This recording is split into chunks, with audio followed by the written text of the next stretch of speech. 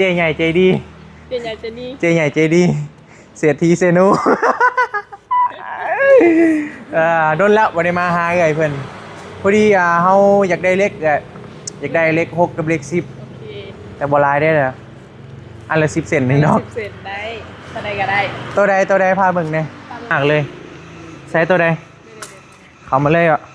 เอา10ตุ้ยเลยได้เอา10ใหญ่ๆเลยอันนี้บ่เส้นเท่าไรนี่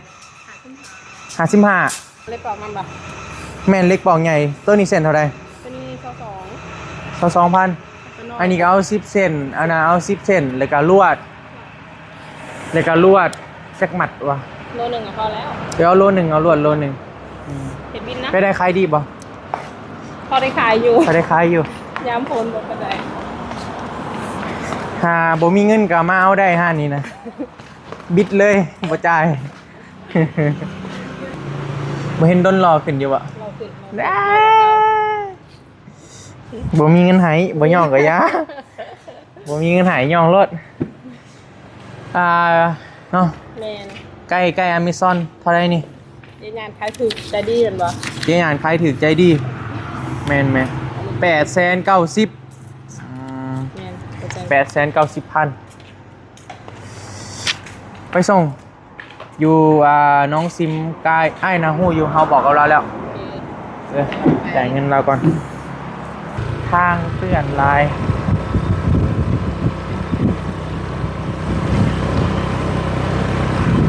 มาว่านี่ท่านเพิ่นบ่อยู่แต่ว่าบ่ฮู้ว่ามื้อนี้เพิ่นอยู่บ่แต่ก็เป็นเงียบๆคือเก่าได้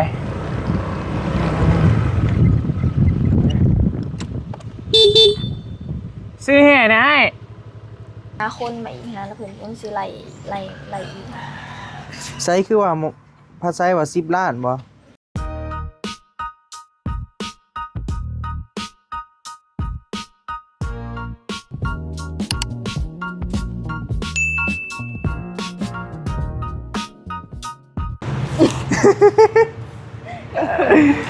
สบายดีเด้อพ่อพี่น้องเด้อ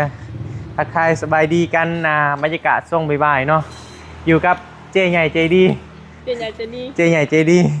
เสียทีเซนูโดนแล้ววันนี้มาหาไงเพื่อนพอดีเฮาอยากได้เล็กอยากได้เล็ก6กับเล็ก10โอเคแต่บ่หลายได้เลย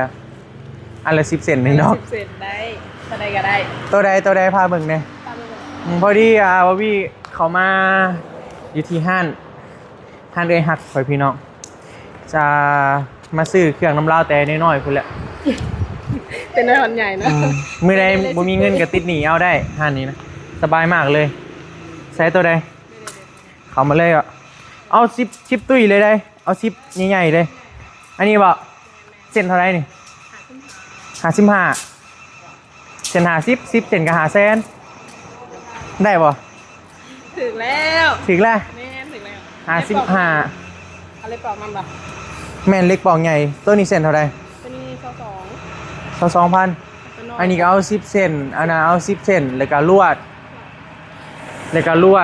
สักหมัดวะโลนึงก็พอแล้วเดี๋ยวเอาโลนึงเอาลวดโลนึงเห็ดบินนะไปได้ขายดีบ่พอได้ขายอยู่ย้ำพลบ่ก็ได้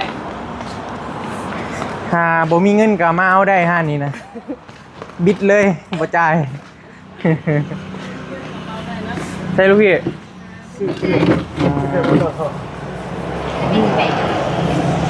เอาแนวละ10 เซนด้วยแล้วก็ลวดโลนึงพอดีกำลัง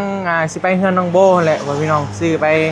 ให้เพิ่นแล้วก็สิไปสั่งแห่ทรายเลยเจ้าบ่ได้ขายบ่เลยบ่ได้ขายแห่ทรายเป็นยังคือบ่ขายเฮาสิมาสมัครเด้อให้เดือนเท่าใดให้เดือนเท่าใดโอ้เนาะเอามันก็อยากได้หลายเลยเนาะว่าเรื่องอยากได้เนาะเดี๋ยวต้องถามเจ้านายก่อนว่าสิจ้างเดือนเท่าใดเนาะมีเงินจ่ายอยู่บ่คือบอบบี้สนิทกับเบื่อเพิ่นแต่น้อยๆแล้วพี่น้องแต่น้อยเลยนะแต่เฮายังน้อยพุ่นเนาะมาจนตอนนี้ก็เป็นบ่าวแล้วบ่เห็นดนรอขึ้นอยู่บ่ บ่มีเงินให้บ่ย่องก็ยาบ่มีเงินให้ย่องรถเจ๊ย่านพ่อพี่น้องเป็นห้านขายเครื่องโอ้ใหญ่ใหญ่ระดับเบอร์ต้นๆของเซโนเลยแหละกาฝากว่าหลายคนน่าจะฮู้ดูแล้วเนาะ แมน ใกล้อเมซอนเท่าไรนี่ เดี๋ยวงานขายถูกใจดีกันบ่ เจ๊ย่านขายถือใจดีแม่น890,000 แมนเข้าใจ 890,000ไปส่งอยู่น้องซิมกายไอ้นะฮู้อยู่เฮาบอกกับเราแล้วจ่ายเงินเราก่อน ดีดีน้องเลมอน 890,000มีเล็ก10เซนแล้วก็ลวดพี่น้องเดี๋ยวเงินไปเอาวานนี่แหละอันนี้ก็เงิน10,000 บาท890,000เนาะ แมน แค่นี้900,000นำเอานี่เลยจ่ายไปนี้เลย เจ็ดเศษ แม่นเนาะโอ้ไผถอดเงินเฮาวะ เจ็ดแปด หรือว่าเฮาถอดซื้อบ่ เก้า30,000เงิน ก็ว่าเป็นหนัดอยู่เนาะเล็ก10เอาตัวตุ้ยเด้อเล็กหน่อยเด้อ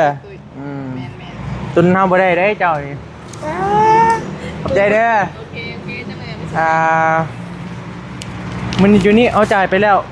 890,000พี่น้องเดี๋ยวสิไปแหวสั่งแห่กับทรายตื่มอยู่ที่เมื่อวานนี้แหละเพราะว่าไปวานนี่เพิ่นบ่อยู่เดี๋ยวสิลองไปมื้อนี้โอเคปะบอบบี้ก็สิเดินทางก่อนพี่น้องไปพู้นแหละไปสั่งแห่กับทรายเราเจอกันอยู่ที่กองแห่กองทรายไปโอเคไปพี่น้องนะพอดีตอนนี้เฮาฮอดบ่อนที่ว่าเพิ่นขายแห่ขายทรายแล้ว แต่บ่ฮู้ว่าเพิ่นอยู่บ่แต่รู้สึกว่าน่าจะอยู่เพราะว่าเพิ่นเอารถจกออกมานี่นะเรามาเบิ่งก่อนเด้อวันนี้มีรถ6ล้อไปได้บ่ตึ๊บลายทางเปื้อนลาย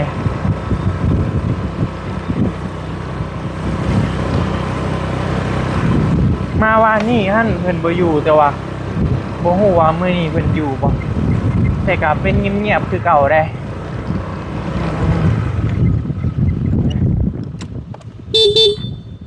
ซื้อแห่นะไอ้มีคนบอกว่าซื้อแห่แน่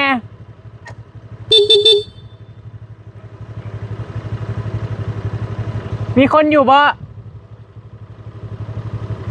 บ่โหยเงียบคือเก่าอีกแล้วสิมีคนอยู่บ่วะมีแต่ม้าแลนมา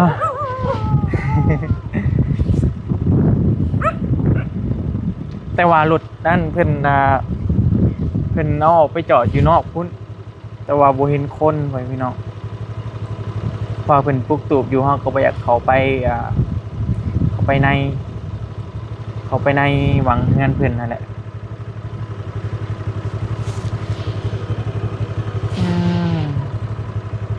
คือบ่เห็นไปเลยวะตอนนี้ก็ส่งบ่ายๆไปพี่น้องยังบ่ทัน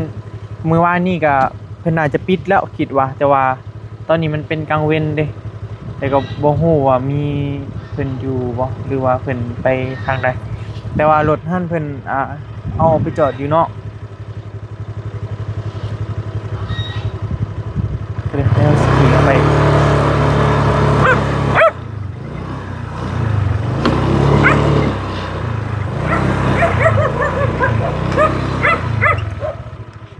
ซื้อแห่แน่ซื้อหินแน่เพิ่นน่าจะบ่อยู่เลยยากแต่ว่า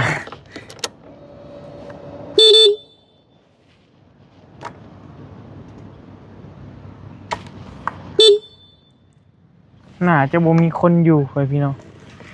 โอ้เฮาคือตั้งประมาณแต่ว่า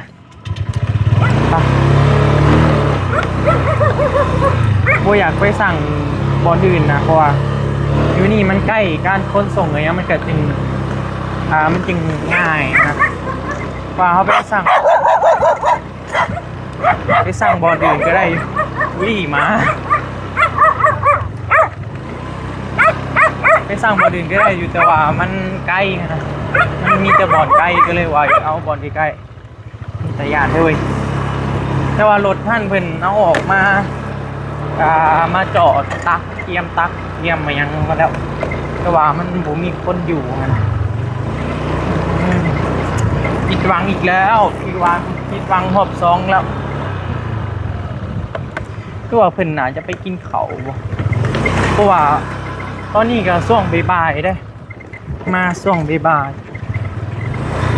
ๆมื้อนี้ฮะก็เห็นแดดพี่น้องแต่ละมื้อเฮาบ่มีแดดเลยมื้อนี้ฮะก็แดดเนี่ยเลยว่าเนาะตอนนี้บอบบี้กำลังเดินทางไปเมืองหนองโบเด้อพี่น้องเด้อกำลังเดินทางไปเมืองหนองโบ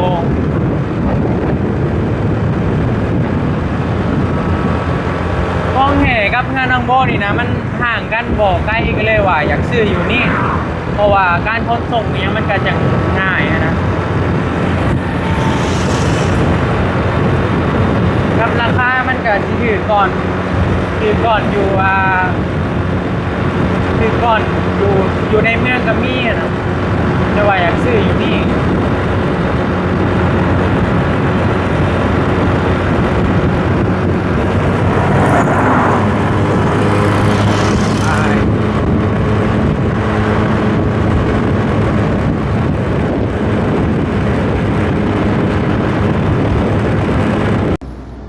มาไปพี่น้องพอเทือนน้องโบแล้วพอดีพอสิไปแหว่สั่งทรายกับหินนั่นแหละบ่อยู่อีกแล้วแต่ว่าไอ้สั่งเล็กมาแล้ว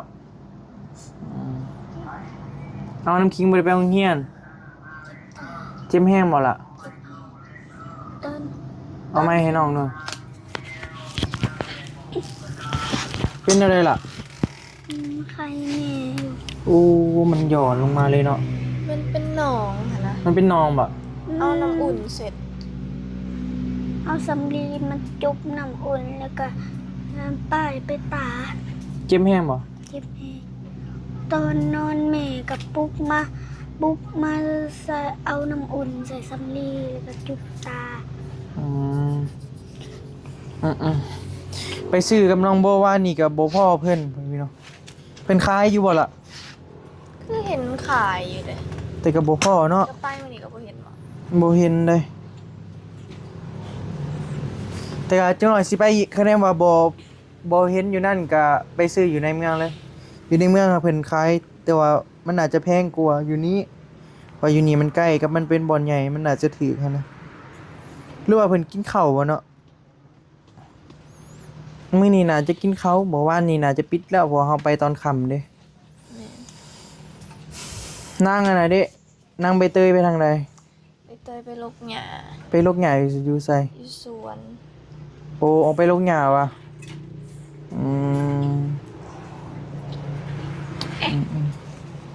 สวนตัวเฮาไปฮะไปลกหญ้าอยู่สวนรถไปหอดรถไปบ่ได้ไปได้กันความน้ำได้เนาะแต่มันยากไปได้จังหวะกันตัวนะไปสั่งไปแหวสั่งแห่กับทรายพอพี่น้องกินแล้วก็ซื้อเล็กมา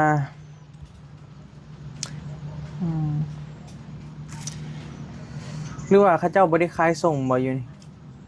บ่ฮู้ดิบ่ฮู้อ่ะน้ำคิงโอ้มันอักเสบเนาะหมดยังล่ะหมดยังบ่พูดตอนนอนเฮาบ่ได้เฮ็ดแต่เฮารู้สึกเก็บกับประจมันคือมันไปกัดบอนตาเลยเนาะอันตราย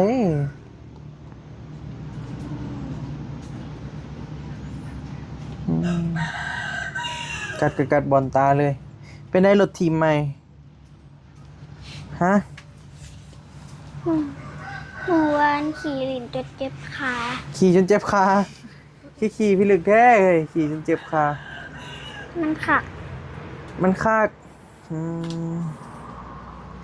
เอาน้ำคิงยังบ่ได้ฝากโรงเรียนบ่หรือว่าไปเรียนพิเศษ หมด โรงเรียนเจ้าบ่มีผักบ่ บ่มีผักแต่เฮายุดเฮาเจ็บตา แม่ก็ให้ผัก ผักได้คันอยากผักกับผักคันว่าอยากเรียนต่อเพิ่นก็สอนเลยนะ โอ้เป็นโรงเรียนเอกชนเนาะบ่คือโรงเรียนรัฐเฮาแตัวาน้ำคิงนี่เรียนบ่มีตอนผักเลย มีแต่วันเสาร์วันอาทิตย์ ม่วนบ่ไปเรียน ม่วน ไปเรียนกับอยู่เฮือนอันใดม่วนก่อนกัน โรงเรียนมีหมู่หลายลิ้นน้ำหมู่คัก โอ้น้ำคิงมักเรียนวิชาหยัง วิชาคณิตศาสตร์ เป็นหยังคือมักวิชาคณิตศาสตร์ มันบวกเลขง่าย มันบวกเลขง่าย โอ้ยเนาะน้องโบได้มักวิชาหยัง ได้เบิด ได้เบิร์ดมักวิชาบี้วะ ได้ว่าน้ำคิง เป็นหยัง จนหน่อยแล้วเขียนใส่หน้าเลย เป็นหยังคือเขียนใส่ ถ้าไอ้บีว่าเมื่อกี้ฮะจนหน่อยแล้วคือจนหน่อยแล้วสิเขียนใส่หน้า เขียนใส่ว่าแนวใด เขียนใส่เป็นแบบภาษาอังกฤษ แล้วเจ้าก็เป็นบ่ภาษาอังกฤษ มันเป็นกันนะ A B C D ได้บ่หึ ได้อยู่ในหนึ่ง ลองเล่าดูฮอดใส่ A B C D E F G H I K J K L M N O P Q R S S T T U V W X Y Z โอ้เก่งเนาะเก่งเว้ยไพ่สอน ตั้งแต่ตะกี้หามีซาคุน้อยมาสอนแล้วก็ซาคุน้อยเราเป็นไข่แล้วมีซาคุทันขึ้นมาสอน ครูประจำห้องเจ้าบ่สาวครูทัน บ่แม่นซาคุเอ สาวครูเอ ซาคุทันกับซาคุน้อยเขาเป็นห้องอื่นแล้วเขามาสอนภาษาอังกฤษอยู่ห้องเฮา แม่น้ำคิงไปใส่ ไปเฮ็ดเวียก จักโมงแม่มา 8 โมง 8 โมงแรงบ่ 8 โมง น้ำคิงบ่อยากไปเฮ็ดเวียกซอยแม่บ่ ฮะ น้ำคิงบ่อยากไปเฮ็ดเวียกซอยแม่บ่ อยากไปเฮ็ดอยู่แต่บ่ฮู้ว่าเฮ็ดวิธีใดบ่ฮู้ ถ้าเฮ็ดได้อยากเฮ็ดซอยแม่บ่เป็นหยังคืออยากเฮ็ดซอยแม่ ย่านไม่เมื่อย ยันแม่เมื่อยน้ำคิงบ่ยันเมื่อยบ่เป็นหยังคือบ่ยันเมื่อย ยังเนาะ ยังน้อย ถึงหน่อยไปบ่ได้ กำลังถ่าเพิ่นเอาเหล็กมาส่งพ่อพี่น้องเลยก็จอยก็สิออกไปซื้อเห็นกับทรายเลยเพราะว่าแค่ว่าบอบบี้สิเข้าไปซื้อในเมืองหั้นนะย่านรถเล็กเพิ่นบ่ฮู้เฮือนหั้นนะเพราะว่าได้นัดกับเพิ่นแล้วว่าสิมาถาลัดเอาเพิ่นก็เลยว่ามานั่งลิ้นกับน้องน้ำคิงพอดีเห็นเพิ่นเจ็บตาแล้วก็บ่ได้ไปโรงเรียนหั้นนะเพราะว่ามาแต่ละเทื่อคันบ่แม่นวันเสาร์วันอาทิตย์ก็บ่พ้อเพิ่นหั้นนะก็เลยมามื้อนี้ก็เลยมานั่งล้มลิ่นน้ำคิงขาพ่อพี่น้องต่างขารถเพิ่นมาส่งเด็กโบพัดไซกับเบลไปใส่ ไปโรงเรียน ไปโรงเรียนบ่ เรียนน้อย ไปเฮือนทั้งน้อยบ่มีก็ว่ามึงเด้อสิขึ้นไปอยู่พ่อพี่น้องมื้ออื่นพุ่นแหละเพราะมื้อนี้ฮะกระแดดแน่มื้ออื่นสิขึ้นไปหาน้องทรายก่อนมื้ออื่น มื้อนี้มีแต่สิซื้ออุปกรณ์ต่างๆหั่นแหละมาไว้แล้วก็สิมาสรุปเงินแล้วก็คือเห็นคือเห็นว่าเพิ่นมาเบิ่งมาแทกเบิ่งบ่ แม่ สร้างบ่น่ะสร้างอยู่ไสนะ ในบ้านนี่แหละ สร้างในบ้านเพิ่นว่าเท่าใดล่ะ ถ้ามีแต่อันย่อเสาแล้วก็เทเสาขึ้นแต่บ่ได้รวมทั้งคานมันหา4แสนนี่แหละเพิ่นว่า หึ 4แสนต่อเสาหนึ่ง มีแต่ย่อเสาฮะ แม่น เพราะแบบตั้งเสาเทคานเลยอ่ะแหละเท่าใดเพิ่นว่า นี่ก็บ่ฮู้เพอเพิ่นยังอันนั้นอยู่เพิ่นยังสิหาคนมาอีกนะแล้วเพิ่นยังสิไล่อีก ไสคือว่าภาษาว่า10ล้านบ่ ประมาณนั้นติเพราะว่าเฮ็ดเวียกเงินอยู่ในก็เลยบ่ได้ไปฟังนำเพิ่นนะ เบิ่งในคลิปภาษาหั่นว่า10ล้านพ่อพี่น้องตั้งเสาเทคานถ้าว่าเป็นเงินเงินบาทก็ประมาณ 15,000พู้นแหละ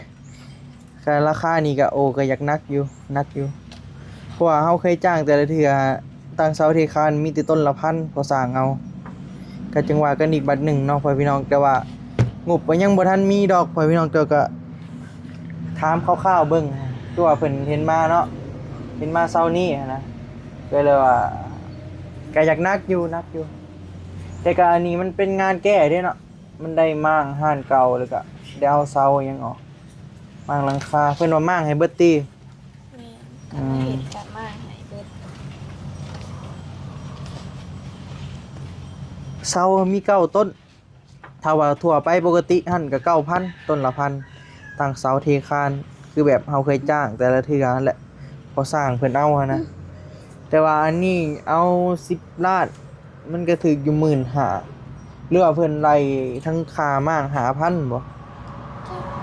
หรือว่าแนวใดเพราะว่าบ่บี้ก็บ่ได้ล้มกับเพิ่นหันนะมีแต่เฮ็ดเบิ่งในคลิปภาษามื้อเช้านี่แหละเห็นภาษาเอาลง10ล้านว่าซั่นเพิ่นเป็นสร้างในบ้านนี่บ่ล่ะ แม่น ก็จังว่ากันพ่อพี่น้องแต่ว่าตอนนี้บอบบี้มีแต่สิไปซื้ออุปกรณ์อิหยังต่างๆมาไว้นั่นแหละและขาดเรืออิหยังก็จึงสิแจ้งในคลิปอีกปาดหนึงเด้อพ่อพี่น้องเด้อมื้อนี้แม่นสิซื้อเล็กสั่งมาแล้วแล้วก็สิให้มันได้แห่กับทรายมาส่วนปูนแม่นมื้อที่เฮาสิเฮ็ดแม่นบอบบี้จึงสิสั่งมาเพราะว่าถ้าว่าเฮาสั่งมาระยะมันแข็งนะช่วงนี้มันก็เป็นฤดูฝนพายุเข้าการไว้มันก็ยากอย่ามันแข็งนั่นแหละพ่อพี่น้องก็เลยว่าสิเอาแต่โตนี้มาก่อนเพราะว่าเฮาสั่งมามื้อใดก็ได้นะตัวนะเลยจึงว่ากันเงินส่วนที่เหลือยังฮะเดี๋ยวบอบบี้สิสรุปให้ฟังอีกบัดหนึงเนาะแต่ราคาปูนก็ไปเช็คมาแล้วก็ต้นละ2ล้านสอบละแสนส่งฮอดทีเลยพ่อพี่น้องสำหรับปูนนะก็คันแนมซื้อมาก็น่าจะเอาต้นหนึงมาก่อนพอได้ตั้งเสาเทคานนั่นแหละก็มันก็เรือแหละตัวนั้นก็จังว่ากันอีกบัดหนึงเนาะมาเลยบ่เสียงรถด้วย